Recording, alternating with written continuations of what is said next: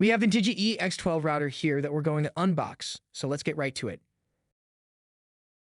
As soon as we open the box, we have these informational cards about the product and cloud manager, which they call Digi Remote Manager.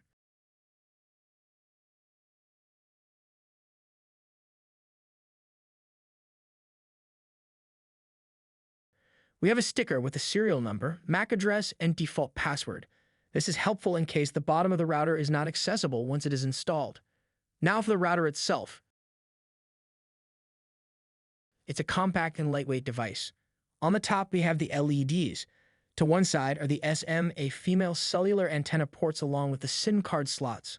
The router can only connect to one of the SIM cards at a time as it is using a single Cellular Cat 4 LTE modem.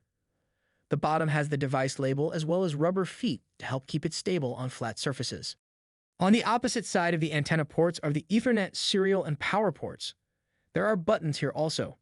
One labeled SIM is for swapping the SIM cards and an erase button, which is used for performing a device reset.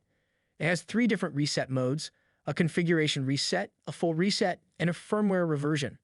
Setting the router aside, I'll move on to the remaining items.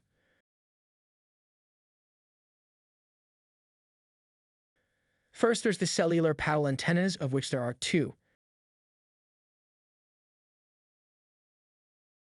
Second is the power supply. This is an 18-volt, 1 amp supply with a barrel-type connector.